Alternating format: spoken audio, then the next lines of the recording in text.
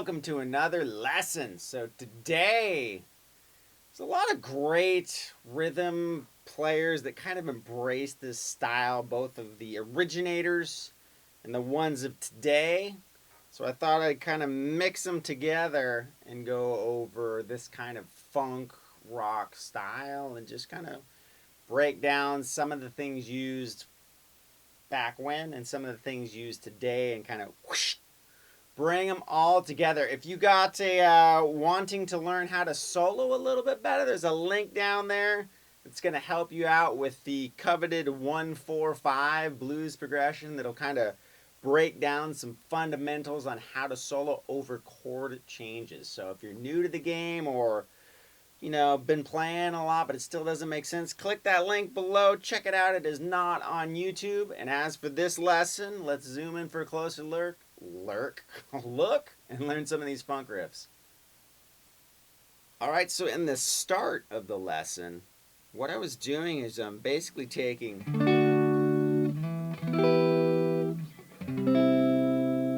chords like that, right? So we'd have a D major chord, an E minor chord, C major. Now, what I'm doing is I'm just playing the root of the chord, which is the bass note of the chord, and the note of the chord that makes it major or minor, which is the third degree, right? So if it's a major, it's a major third, like this. If we wanted to make that chord a minor, we drop this note down a half step, right? So that's basically what you're doing. Now, in this particular key that I'm playing in, these chords all work good together, right? So we have a major chord. So I'm going to go. Now, since I know that this note can make this chord a suspended chord, it'd be like going right or through down here. I'm going to hammer on and pull off. So I'm going to go back and forth and pedal between these two. When I do the hammer on, I'm going to hit this string twice. So I'm going to be like, right? So kind of the same thing, but now we're in a minor shape. So it's not a whole step apart. It's now just a half step apart. So you're literally one fret apart, right? And I'm using this finger to mute out the other strings, right? So I just really want to hear these two notes. So I use my finger on this hand to go back and forth. You can pick it if you want. I find just when you use a finger, it's a little more accurate, or for me anyways. And I'm going to keep that same philosophy, right, where I can do that hammer on and pull off. I'm going to come down to here. Maybe not do it on this chord, right? We're back to our major shape, C major. And then I'm going to come back here. Okay, now I know since I played this note right here, the 5th fret of the B string and my last chord, it's another safe note to do a hammer on and pull off from. Alright, so. Okay, so it'd be. Okay, and then I drop down to a B minor chord, where I do that same kind of hammer on and pull off, right, as I did up on that E minor. So I do the same thing. And then I moved up to the C major chord again. This time I did kind of a double stop thing, or you can do that sort of thing, and all you're doing is you're going a whole step up above, and a little trick I use is if you're in this kind of a shape of a chord, or even up here, right, you can go start a whole step behind the chord. So you're right here, right, where this finger would be, or in this instance these fingers would be, and you can go up a whole step on the next 3 strings. So the string that you're on, whole step,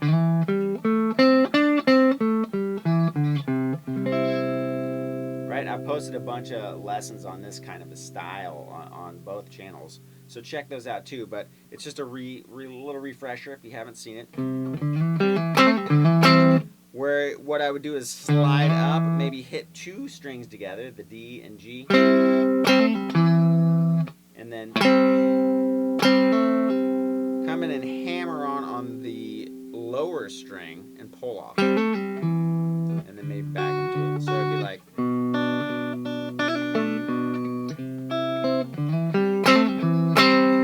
right, maybe that sort of thing, and then back to our, and then I just went up to G, back to D,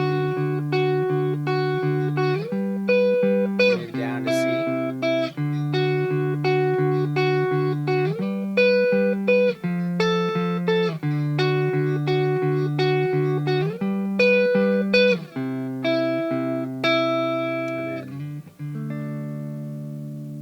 Right, and then from that point, I broke away from that kind of a style and went into more of a funk, kind of pentatonic-based riff. So let's go over that. Now, in this sort of thing, it's good to know your pentatonic positions. In this case, right there, we're gonna be in D minor pentatonic. So this is right out of position 3 in minor pentatonic, and I'm going to slide up to position 4. So right now I'm going to be centered around this 3rd and 5th fret of the E, A, and D strings. And then I might slide into the 5th and 7th frets of the D and G. Right, so you're borrowing notes from 2 different pentatonic positions. This one, which is the 3rd position, right, and then the 4th position. And then you saw later I went up to the 1st position, D minor pentatonic. Now, what's so cool about this is there's no real rules in this style of music, so you could literally walk up chromatically,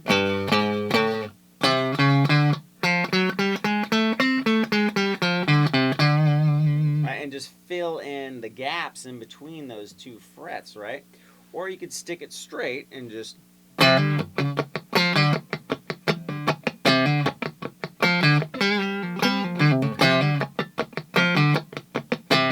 now all I'm doing is kind of keeping that feel, just down, up, down, up, down, up, down, up, down, up.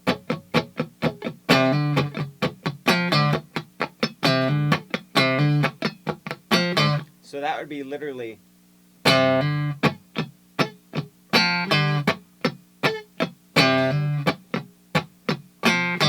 right? And then you can throw in a different riff, right? So maybe we repeat this.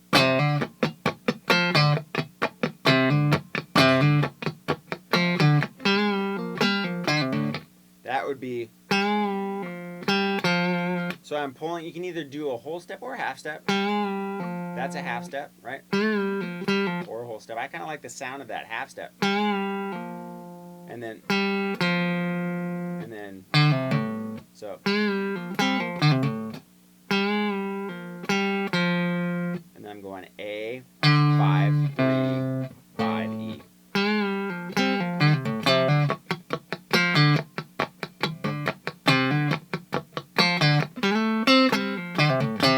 Right, we can do the same thing where we slide up, 5 to 7 on the D, catch 5 on the G, right, and do that same kind of descending run, right? So we got,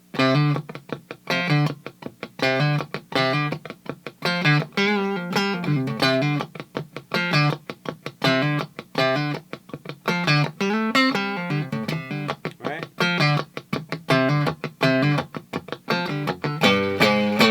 Right, that would just be doing octaves, 5, 3, 4, 5, right? So just filling in the gaps on the E string. And then I did the octave, which would be on 5, 6, and 7, and it'd be 3, 4, and 5. So you can do all sorts of stuff like that. I mean, you can break up the rhythm.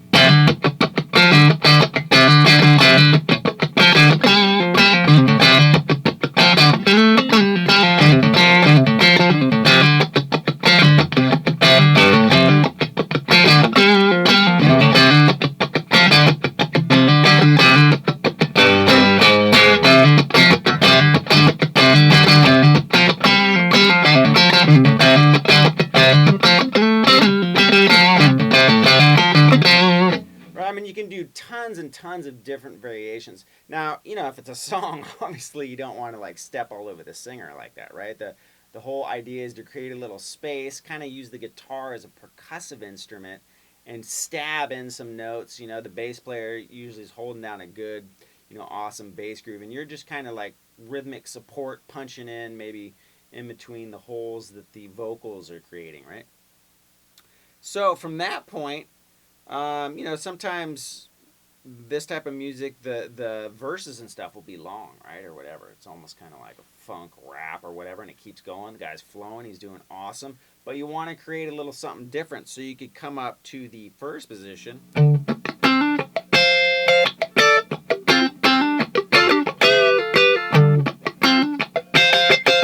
Right, so I'm going to do the same kind of thing, but now I'm going to keep my bass note pedaling down here with my thumb.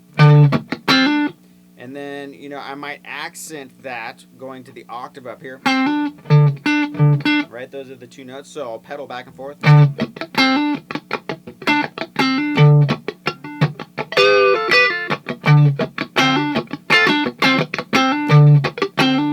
Right, that would be...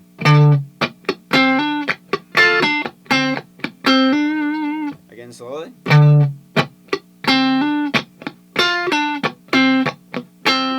Right, so pay attention to those upstrokes.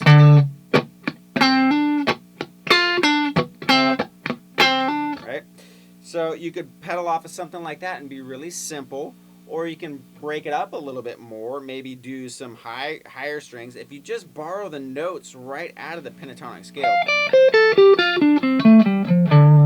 right, what we can do is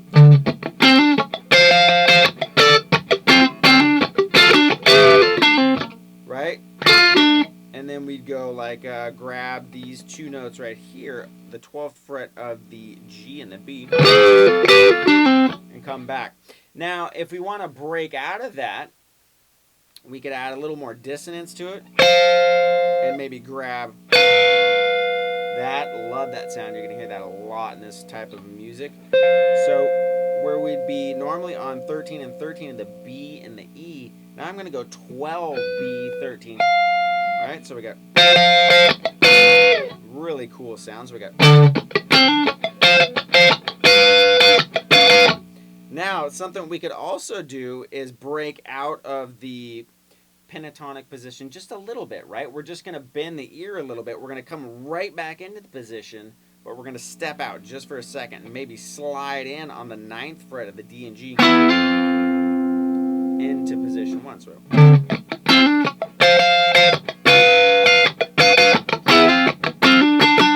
right, or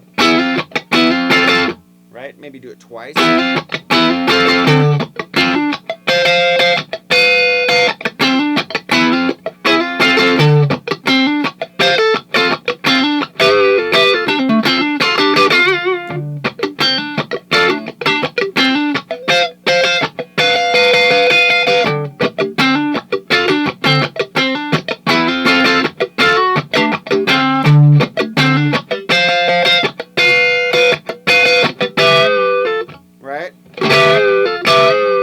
So you're taking those notes directly out of those shapes, and you're just kind of messing around. We're keeping that kind of groove going,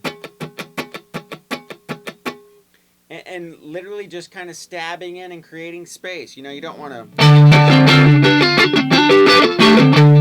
right and hit every note. You want to have some, like a drum set, right? You got the hi-hat, you got the kick, the snare. They're all different elements creating that beat, but there's still some space, right? They're not, well, maybe in like, you know, metal or something like that, where there's tons of beats and kicks and snares and stuff going on. It's more of like you're kind of dancing with the syncopation of the drums, right? And the bass player and the drummer are by far the most important role in this type of music. So you're supporting, right? You're breathing. And then, you know, if there's a guitar solo or whatever, you know, go for broke and have fun. Keep it rhythmic, but, you know, go to town. Don't be shy, right? So all together, you know, we had this kind of...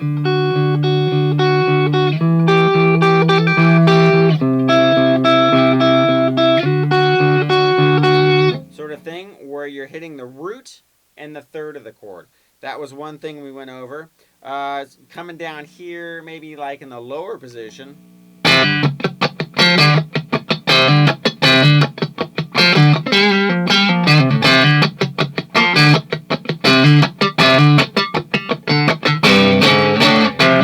Doing that sort of thing. Then coming up to position 1 maybe.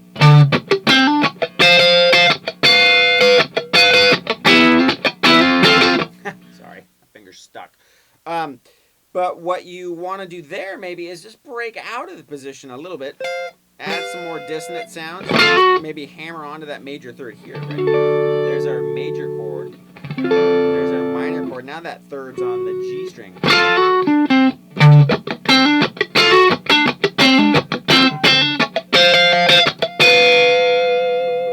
Alright, you can do that sort of thing.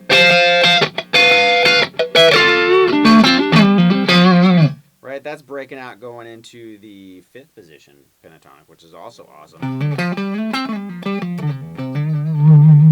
Right, and then you can just have fun, you know.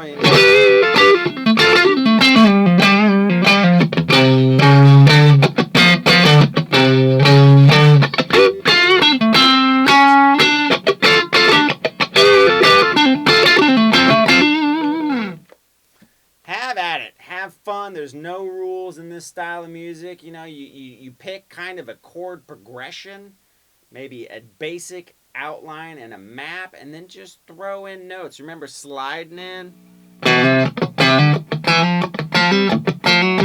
You know, adding those notes in between. All that kind of stuff really adds to the grease factor in this type of music. So have some fun.